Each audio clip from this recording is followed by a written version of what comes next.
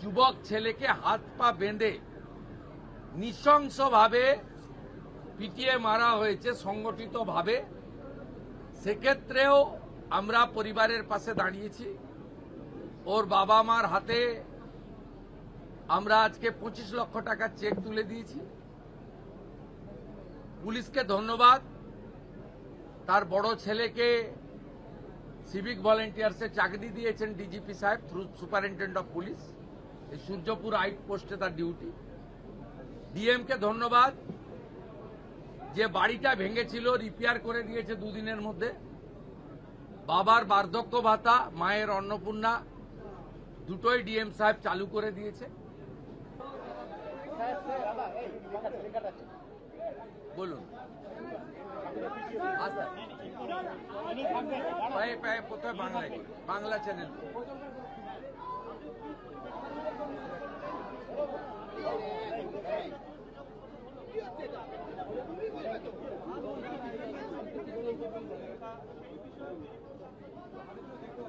দেখুন, প্রথমে এই একরত্তি বাচ্চা মেয়েটিকে যেভাবে নৃশংসভাবে শারীরিক নির্যাতন করে নৃশংস অমানবিক খুন করা হয়েছে,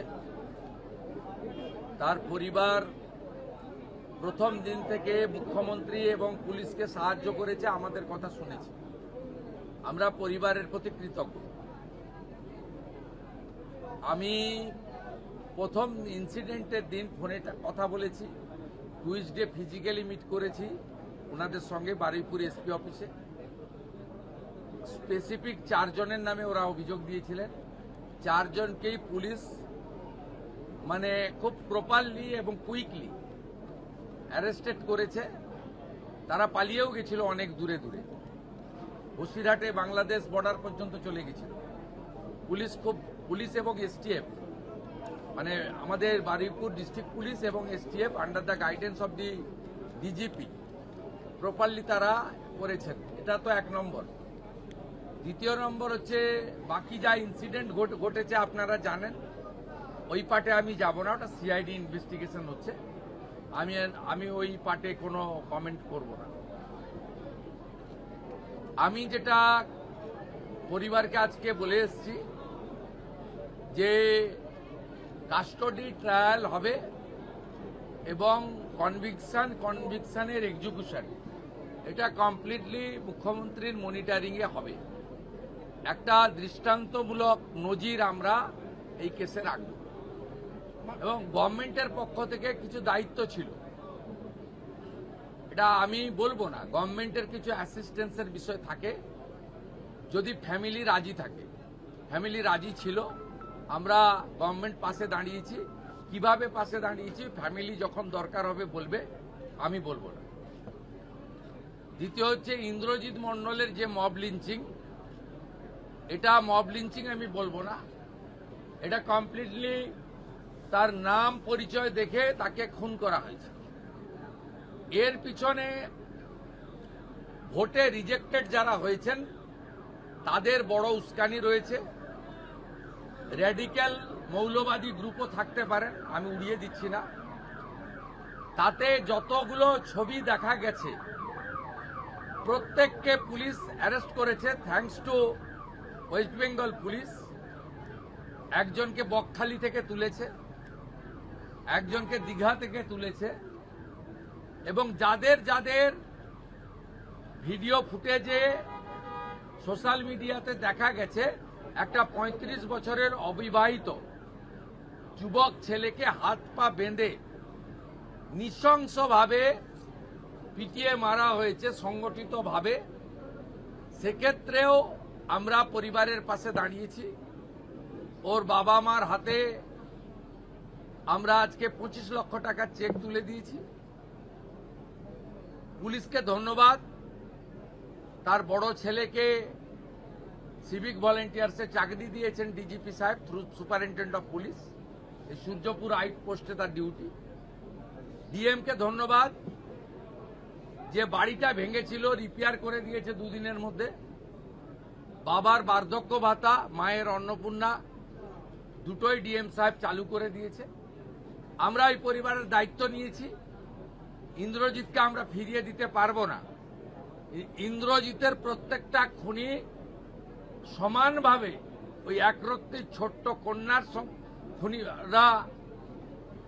শারীরিক নির্যাতনকারীরা যেভাবে আমি কথা দিয়েছি কাস্টডি ট্রায়াল হবে, ইন্দ্রজিতের খুনিদেরও তাদেরও খুব চূড়ান্ত চরম ভারতীয় ন্যায় সংহিতাতে যে শাস্তি আছে পাবে। ওই নির্যাতিতার পরিবার, ওই ছোট্ট বাচ্চা মেয়েটির পরিবার আমার কাছে মঙ্গলবার দিন এসপি অফিসে অনুরোধ, আমি বলবো না, যুক্তিগ্রাহ্য একটা সাজেশন দিয়েছিল যে আমার তো আর আদরের কন্যা ফিরবে না, যে সূর্যপুরে একটা আউটপোস্ট বানান। Thanks to home secretary Shrimati Sanghamitra Ghosh মহোদয়া, thanks to DGP mister Siddhinath Gupta IPS, তারা মুখ্যমন্ত্রীর কাছে করা এই পরিবারের ইচ্ছাকে কার্যকর করে দিয়েছেন উইদিন 4 days। আমি সূর্যপুর আউটপোস্ট উদ্বোধন করলাম। এখানে 4 officer, 2 SI, 2 ASI, 6 mail constable, 2 female constable, 8 civic volunteers, women help desk এবং একটি কন্ট্রোল রুম, এবং পরে 5-7 দিন লাগবে এখানে মোড়গুলোতে সিসিটিভি লাগানো এবং তার কন্ট্রোল রুম এখান থেকে করা। এই কাজগুলো তারা করবেন, আমাকে কথা দিয়েছেন ডিজিপি এবং সুপারিনটেন্ডেন্ট পুলিশ। আমি আশাবাদী যে পুলিশ এ বিষয়ে যথাযথ ব্যবস্থা নেবে। আমাদের ওই পরিবারটি, অর্থাৎ নির্যাতিতার পরিবার আমাকে বলছিল যে প্রচুর অ্যারেস্ট ইত্যাদি হচ্ছে, আপনি বিষয়টা একটু দেখুন, আমাকে স্থানীয় লোকেরা চাপ দিচ্ছে। আমি বলেছি ভিডিও ফুটেজ দেখে রেল লাইনে যারা লোহার বিম ফেলছিল তারা কেউ ভারতপ্রেমী হতে পারে না, এটা রাষ্ট্রবিরোধী কাজ। আমাদের ইন্দ্রজিতের খুনি এদের সঙ্গে পেয়ার মহব্বত হতে পারে না। বাকি যদি কোনো নিরীহ লোক, অ্যাগ্রিভ লোক অ্যাজিটেশন করেছে, অ্যাজিটেশনকে আমরা ওয়েলকাম করি, কারণ এটাতেও কারোর ক্ষোভ দেখানোর ডেমোক্রেটিক হইতে দরকার রয়েছে। আমি আইজি সাহেব কঙ্কর বারুইকে বিশেষ দায়িত্ব দিয়েছি যাতে কোনো নিরীহ লোকের উপরে কোনো রকম পুলিশি অত্যাচার টর্চার না হয়। যদি ভিড়ের মধ্যে ধরেও ফেলেন, তাদের যা সিস্টেম আছে এটা আমার ইন্টারফেয়ার করা উচিত নয়। আমি শুধু সাজেস্ট করেছি অ্যাজ এ হোম মিনিস্টার, যদি কোনো ইনোসেন্ট ফেসে থাকে তারা দেখবেন, আইজি সাহেব বিশেষভাবে দেখবেন। আর এখানে অনেক ভয়ে দোকান টোকান বন্ধ করে দিয়েছিলেন, এসপি মাইকিং করবেন, মাইকিং করার পরে সব নর্মাল করে দিন, ভয় পাওয়ার কোনো কারণ নেই। খুনিরা, ধর্ষকরা, রেল লাইন যারা ভাঙতে গেছিলেন তারা ভয়ে থাকুক, ভয় পাওয়াটা স্বাভাবিক, তাদের শিক্ষা দেওয়াটাও আমাদের কাজ আইনি পথে। বাকিদের ভয় পাওয়ার কোনো কারণ নেই। আমি বলে গেলাম আমাদের এই এলাকায় নজরদারি চলবে, 2টো বাড়িতে হাউস গার্ড থাকবে এবং আমরা আস্তে আস্তে আশা করব সবটা নর্মাল হয়ে যাবে এবং এই ঘটনা থেকে শিক্ষা নিয়ে এই রাজ্যে এই ধরনের কোনো কাজ যাতে না হয় দেখবেন।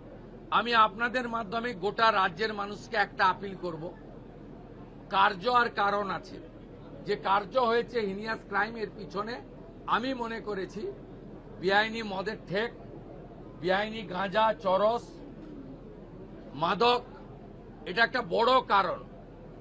আপনারা পুলিশকে ইনফর্ম করুন, গোটা রাজ্য জুড়ে ডিজিপিকে বলবো আগামী 2 সপ্তাহ স্পেশাল ড্রাইভ দিন।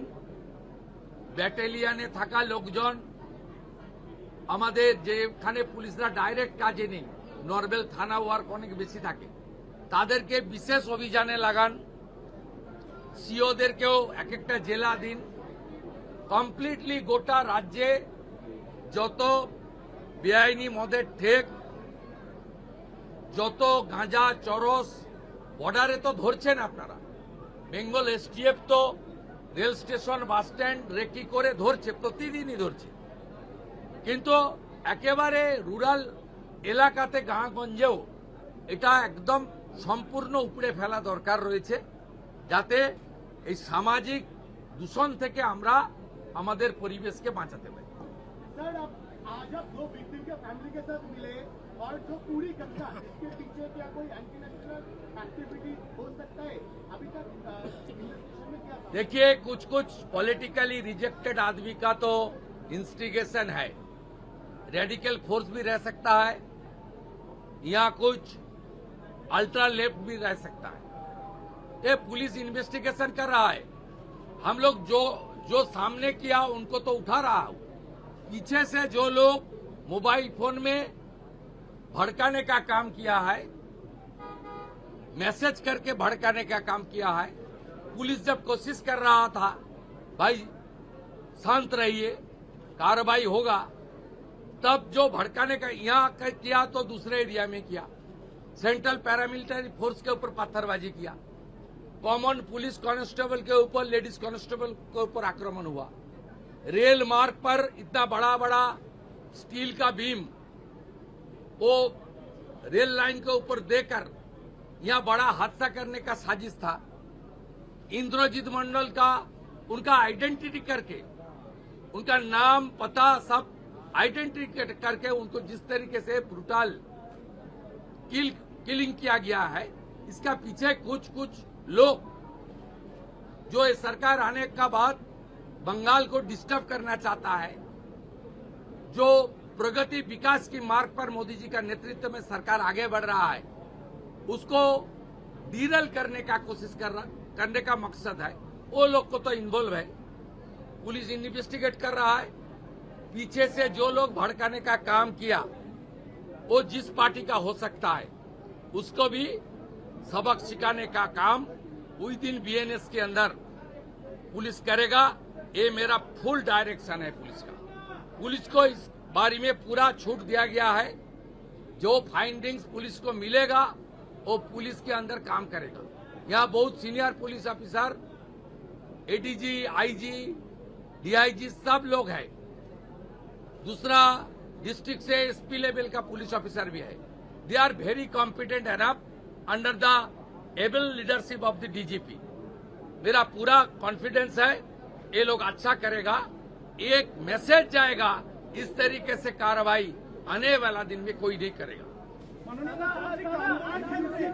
कामधुनी जो है उसका नोटिफिकेशन हुआ है, इसके बारे में थोड़ा सा। हाँ, ये हमारी सुप्रीम कोर्ट का रिटायर्ड जस्टिस रंजना देसाई का कमेटी हो गया है। कमेटी काम शुरू करेगा, आज तुरंत आ जाएगा। दूसरा प्रदेश में यूसीसी लागू हो गया है।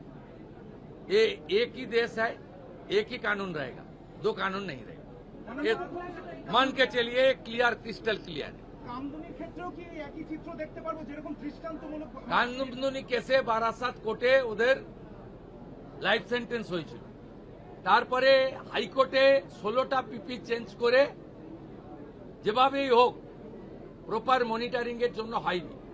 কামদুনির ভিকটিম পরিবার সুপ্রিম কোর্টে গেছিল। আমরা সুপ্রিম কোর্টে কামদুনির ভিকটির পরিবারকে সরকার সরকারি লয়ার দিয়ে সাপোর্ট দেব।